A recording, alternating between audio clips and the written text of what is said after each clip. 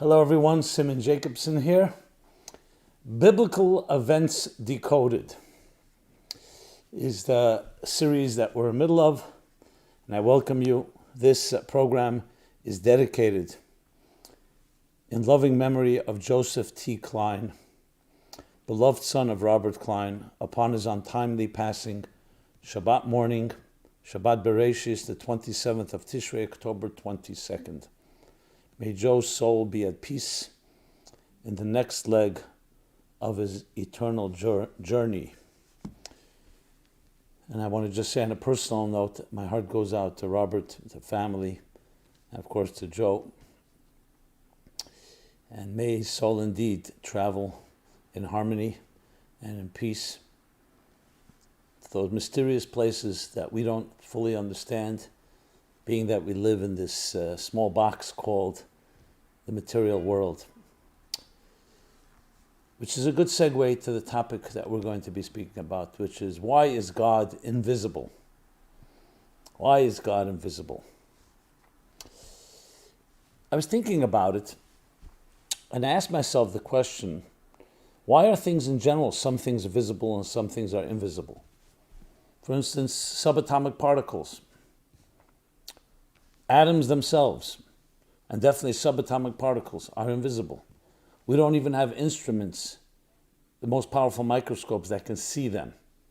You can see their effects, their impact, but they remain invisible. In school, we would get that image of like a bunch of grapes, which consist of protons, neutrons, and electrons. But that was just an image for us to be able to work with. It wasn't because anyone saw it that way. DNA, subcellular structures, that very makeup of existence, the very building blocks, are all invisible. So, I don't know if you've ever asked yourself the question, why? You could say, hey, some things are bigger, some things are smaller. And after all, size doesn't matter. That's what we know today. One follicle of a hair can produce, through nuclear fission and fusion, more energy than all the tanks and all the weapons, artillery of the greatest armies. But why are things visible then, and why are things not visible? Scientists have grappled with this question, and nobody really has a complete theory on this, one that really works. Yeah, you could say that when molecules fuse together, and if the right ones, it turns something that we can experience on a macroscopic level, which means we can experience with our five senses. You can see it, you can hear it, you can taste, touch, or smell it. When things are not quite on that level, you have to experience it in a different way. But that really cuts to the point of what exactly is reality. Because interestingly, you can argue that the more you experience it in a tangible way, the less real it is. What do I mean by less real? Not that it's an illusion, but it means it's not the real root building blocks of that particular item. So whether you look at water or fire, or any other of the visible experiences in life, entities, phenomenon, they're all made up of elements, which in turn are made up of molecules, which in turn are made up of atoms, which in turn are made up of subatomic particles, sub-subatomic, and who knows how deep down the rabbit hole you go. But the deeper you go, the less tangible, the less physical, the less concrete. Why is that the case? Why wouldn't it be the reverse? That the real subcellular, subatomic structure should be visible, and the superficial should be invisible. And what does it tell us about our own empirical experiences in life? So I think it would be good to think out of the box, to just perhaps, let's experiment a moment in the way our mind works. Just because we experience something doesn't mean that that's the full reality of that experience. Which means, simply put, if I asked you, what does the horizon look like? The answer is going to be based on where you're standing. If I ask it to you right now, You look out the window, or if you're outside, you'll say one answer. If you're on top of a mountain, it'll be a different answer. If you're in a valley, it's another answer. If you're middle of the mountain, it's a fourth answer. So in other words, it's all dependent on perspective. There's no one objective answer. What does the horizon look like? Basically, you climb the mountain, the horizon widens and expands. You read about the astronauts that landed on the moon or went to outer space and they saw Earth for the first time. It was awesome. They never saw that context and that perspective. So much about life is not about us objectively knowing what is happening. It's us experiencing something a certain way. Talk about a soul's eternal journey. So I was always lacking words when people would ask me, where does a soul go to after it passes on? But then I was thinking about it and I said, imagine a conversation, a dialogue between a refrigerator and electricity. And the refrigerator asks the electricity, where do you go to when they pull the plug? And the electricity responds with incredulousness. What's the chutzpah? What nerve do you have to ask that question? You're a little box they just invented in the last century or two. You think now you're the center of the universe? You ask me where I go? I go back to the place before they discovered you, before they invented you, before they learned to generate and bottle or contain electricity in a box called a refrigerator. I go back to a place that's beyond time and space as you would understand it. And when you think about it, of course, same question. Where does the soul go to? That's based on the premise that we are where it's at. This is the center of everything right here. So where does the soul go? But perhaps we're not the center of it all. There's much more. There's a bigger picture. And like electricity, the soul goes back to its natural place before it was contained in this physical body, in this leg of the journey, and it continues the journey. It's in other dimensions. No different than when you ask electricity or energy that when you burn a piece of wood in the fireplace, where does the wood go? So the wood breaks down, but it turns into gas, it turns into warmth, it turns into fire. Heat water, turns into gas. Freeze it, it turns into ice. So different states of the same entity can go through many stages. Some of them are visible, some are not. Once it turns into gas, we won't be able to recognize it. We know today matter equals energy. E equals mc squared. And therefore you can never really destroy matter. So the fact that you take an object and you destroy it, you just turned it into another form. So this is critical in understanding reality in general. So the search for reality, I would say, is not a static one. It's not one perception. It's a journey. We begin with our senses. What I see, what I hear, what I taste, I touch, and I smell. And then when you ask yourself, is there anything more? Absolutely. There are ideas. You can't see or hear them or taste or touch or smell them. You can sense them in some way, but there's no way to measure them. You have emotions and feelings. Love. You just need different instruments.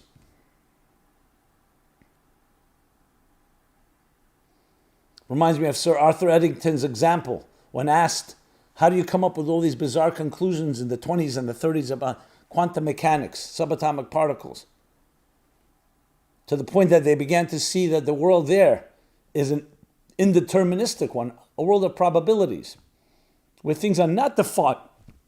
And you cannot, not because of lack of data or information, but you fundamentally can't define a certain thing in that stage until you measure it, until you observe it. And he gave the example of a fisherman who spread his net across all the 7 seas and began to collect and gather all the fish in the seas. And he came to a great conclusion as he documented the types of fish, the species, the color, the shape, the size. There are no fish in the sea shorter than a half-inch long. Interesting. We all know there are smaller fish than that. And then what do? We look at his net, look at his instrument. The net has spaces, of half-inch spaces. So of course, all the fish smaller than a half-inch fell back into the water. So his big conclusion should have said, when you use a net with half-inch spaces, you're never going to catch fish that are shorter than a half-inch space. Shorter than a half-inch. But you don't need a scientist for that. The same thing. If you're going to look at a horizon from a valley, it's going to look like one thing. If you look at a horizon from the top of Mount Everest, it's going to look very differently. So the first thing is we need to look at ourselves first before we talk about outside realities. Talk about empirical evidence. Empirical evidence is subjective to the person who's doing the empiricalizing. I don't know if that's a word. The person that's doing the observing, and what instruments are they using? Now, with that in mind, I think we can understand why God is invisible. But in truth is, as we'll discover, invisible doesn't mean it's invisible. Just because you can't see subatomic particles or you can't see love doesn't make it invisible.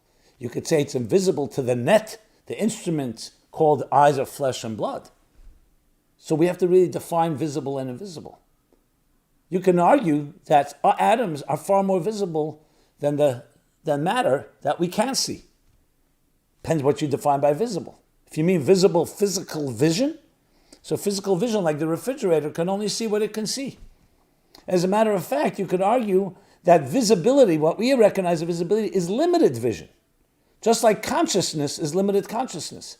The supraconscious, what some call unconscious, subconscious, is actually far wider and more vast than the conscious.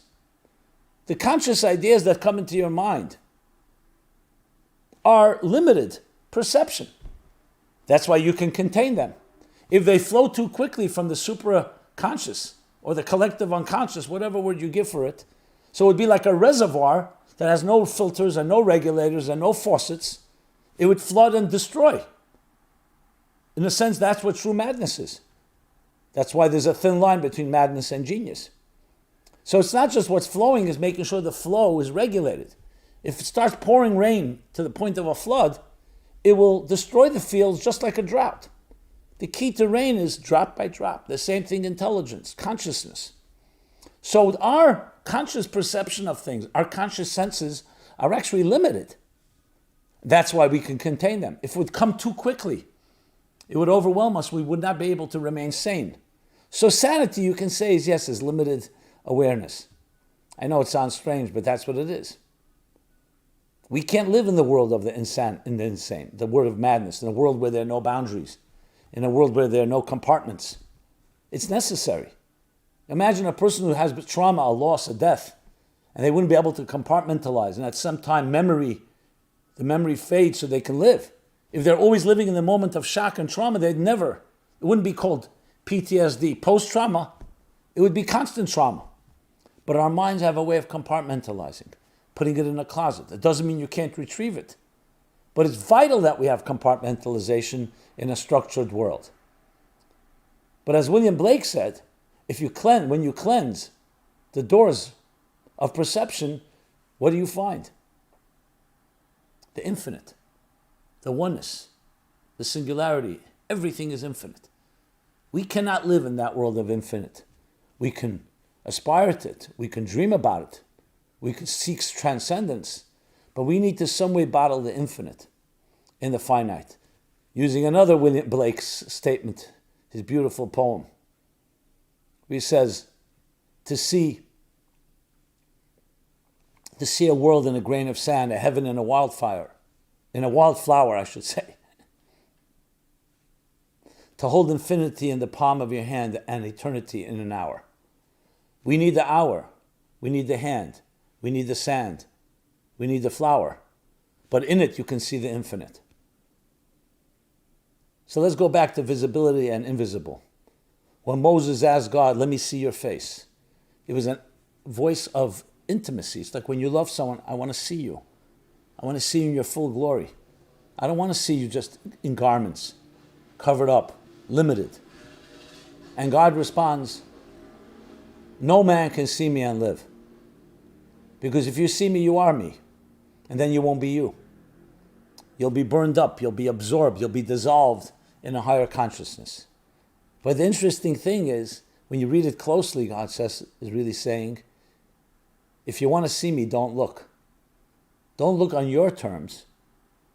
Allow yourself to suspend yourself. Allow me in that way. And then you can see me. In other words, by not looking, you see me. What does that mean? that if you want to perceive the invisible, you have to get yourself out of the way, because yourself has that limited perception. You have your net, the way you see the horizon. And the you, the me, and our parameters are limited. So indeed, it would make no sense if God was visible. If God was visible, it wouldn't be God. It would be something, a construct that we can relate to. That's the antithesis of what God truly means. A true reality, absolute reality, something that is beyond everything, is by definition defies the senses. Can the senses have some taste of it? Just like when you listen to music, you're hearing the sounds, but the experience is far beyond just the subtotal of the sounds. And that's what Abraham, when he was seeking God, came to realize. First, he did it through process of elimination. Well, he always did it through process of elimination. He said, it can't be those idols that my father was manufacturing. That's for sure not. Maybe it's nature. Pantheism, maybe nature. And he looked around the beauty of nature, the sun, the moon. But he realized that was just another extension of material existence. Yes, sublime, beautiful, poetic, romantic, but still part of a reality that was too close to us. And as he continued his journey, he continued the process of elimination and realizing, I am looking for the whole reality. I'm just a piece of reality. I'm just a refrigerator. The refrigerator shouldn't define the part doesn't define the whole should define the part. And he realized, for me to experiencing the divine, to experience the magic of the divine, the grandeur, the majesty, I need to suspend myself and just let it enter. Just like when you stand in front of a beautiful, a beautiful piece of art, or a beautiful act of nature. You stand in awe. You don't try to contain it. You try to be contained by it. You try to be absorbed by it. You're listening to music. Get yourself out of the way. The subject should melt into the object. You're reading a book and you get so absorbed you don't even realize you're turning the pages. That's when you're in the zone. That's when the fish becomes part of the water. You're not experiencing it, you are it. It's a state of being. I'm going to ask you, what does life feel like? What does it feel like to be alive? If you have an answer, you probably need to see a doctor. Because the sensation of life shouldn't feel like anything. You shouldn't feel your blood pumping through your veins. Yes, when you're running and then the heartbeat goes up. But if you feel a thud, you feel dull, you feel sharp pain, or even if it's not pain, as soon as you feel something, it means it's not seamless. Consciousness is an experience of two things, I and what I'm feeling. So really a healthy life, I don't feel anything. What is your left leg doing right now? The second before I asked you the question, you weren't thinking about it. That doesn't mean that your left leg wasn't there, or right leg for that matter. It means you weren't thinking about it. It doesn't mean, just because you're not aware of it, consciously aware, doesn't mean it's not there. So invisible is a very, very, it can be a very, what's the word I'm looking for? I'm looking for the word like distortion. A very manipulative word even. It's not the word I'm looking for. I'm sorry, I just can't find the word. Maybe because it's invisible. It's a very deceptive word. That's the word I was looking for. What does it mean? Invisible. That you don't know it's there, that you don't feel it, that you don't see it. So the things that are most real is when you know you exist and you don't even have to feel it. You're just there. Life when you're living, you know that that's what life is like. Go explain colors to a person that can't see a color. So the point is, it's not that God needs to be invisible. It's that the whole concept that we think visibility is the only way to measure things is limited. And that's what Abraham and all the seekers, they were not looking for a God that's a product of our empirical evidence. I don't want a God that's a result of a mathematical equation, of a rational process, because the rational process itself is also only a piece of reality. If there is a God, the rational mind was also created by God. So is the part going to dictate the whole? It's an experience that transcends the senses, So you'll say, so how do we know it exists? Well, it ultimately comes down through experience, just as we know subatomic particles exist. Not because you see them, you see their effect. And obviously in this case, it's far deeper than that. I would say the problem most of us have with God, by the way, is not because it's visible or invisible. It's because the way God was presented to us is a distortion or even a complete sham. Like Nietzsche wrote, God is dead. He said that God didn't deserve to be alive. We got the wrong God. Or as Levi Yitzchak Barditchever said to a self-proclaimed atheist, the God you don't believe in, I don't believe in either. Today we're comfortable with the invisible. Just look at your smartphone. You're listening to me speak. I'm not sitting in the same room with you. You see my face or hear me, wherever you may be. What's connecting us? It's not wires. There's something in the ether, or today we don't use that word anymore. There's something that's beyond time and space as we know that can transcend time and space. I don't know if we fully understand it. We know it works, and we know how to build technologies around it. God is not the ultimate of invisible, but the ultimate of reality, and therefore something that's not contained by boxes and senses and perceptions and the doors of perception that we are so accustomed to. So it's really an exercise to getting out of your comfort zone and experiencing something beyond you. That's why it's so equated with love, equated with all the mysteries of life. Why is it mysterious? Not because it's mysterious, it's because it's strange to us. But those that become comfortable with the paradox, that become comfortable with the mystery, that's the nature, the true nature of life is mystery, is paradox. And there's nothing strange about that. It's only strange when you limit yourself to the terms where these are contradictions. This fits in this box, it can't be aligned with that box. That's really the journey to find a higher reality, the essence of it all, and beyond the essence. And the visible universe is a taste, is like the palm of your hand, the grain of sand, where we can have a handle to hold on to, somewhat experience that which is beyond our hand. Yes, indeed, to find the infinite within the finite. And that's ultimately the goal in life, is to take this material world, recognize it for what it is, a container. It's a container to be able to contain even that which is not containable, to express the inexpressible, where the invisible becomes visible, and the visible recognizes that it's just the tip of the iceberg of a far, far greater reality. And that's how we bridge it, by being a kind person, by being a gentle person, by bringing light into this world, and recognizing this is not the center of it all. It's the center of it all if you channel the higher reality into this world, but it's not the center of it all if you think all there is this. I'd love to hear thoughts, feedback on this important topic. So Simon Jacobson, Meaningful Life Center, meaningfullife.com. Remember, you carry the infinite within you. Express it, and ultimately the expression is through love. Love another person is the way we see the face of God. Love your feedback, your questions, your thoughts, and please share it with others. Again, meaningfullife.com, where you can find this and many other programs. And above all, let us all join together, each in our unique way, and create this cosmic symphony of beauty and magic and music. Thank you so much.